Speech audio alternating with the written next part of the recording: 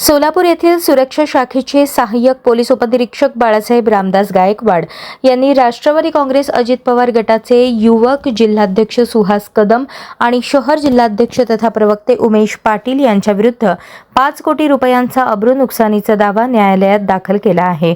खोटे व बिनबुडाचे आरोप करून प्रतिमा मलिन केल्याचा आरोप या दाव्यात करण्यात आला आहे। 1 जून 2026 रोजी दोन्ही नेत्यांनी गायकवाड यांच्या विरुद्ध भ्रष्टाचाराचे आरोप करत पोलिसांकडे तक्रार दिली होती। तसेच 10 जून पासून पूनम गेट येथे आमरण उपोषण करत बॅनरद्वारे गायकवाड व अन्य पोलीस कर्मचाऱ्यांवर गंभीर आरोप केले होते। विविध माध्यमांमधूनही हे आरोप प्रसिद्ध करण्यात आल्याचा उल्लेख दाव्यात करण्यात आला आहे। गायकवाड यांनी न्यायालयात सादर केलेल्या याचिकेत आरोप पूर्णपणे खोटे व हेतुपुरस्सर असल्याचा दावा केला असून त्यामुळे त्यांच्या सामाजिक, व्यावसायिक आणि वैयक्तिक प्रतिमेला धक्का बसल्याचे म्हटले आहे। या प्रकरणात त्यांनी आपल्या सेवा काळातील प्रशस्तीपत्रके, पुरस्कार आणि इतर पुरावे सादर केले आहेत। या कायदेशीर कारवाईमुळे सोलापूरच्या राजकीय आणि पोलीस वर्तुळात चर्चेला उधाण आले आहे। श्री बाळासाहेब रामदास गायकवाड यांच्या विरुद्ध सोलापूर कोर्टामध्ये त्यांची अब्रू नुकसानी केली म्हणून 5 कोटीचा दावा दाखल केलेला आहे।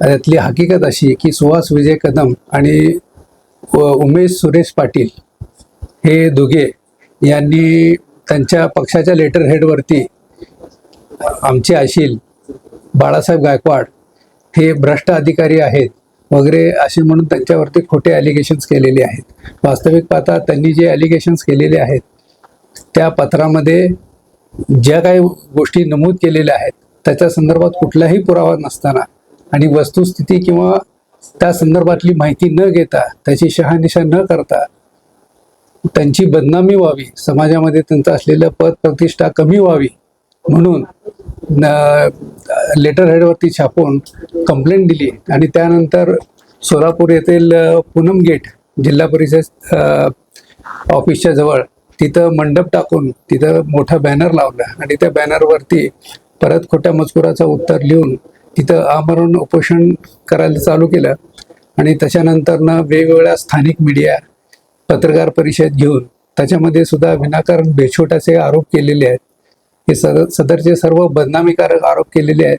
त्या संदर्भात आम्ही त्यांना नोटीस बजावली, पण त्या नोटिसीला कुठलंही उत्तर आलेलं नाही त्यांच्याकडून, अथवा त्यांच्याकडनं कुठलंही एक्सप्लेनेशन देखील आलेलं नाही।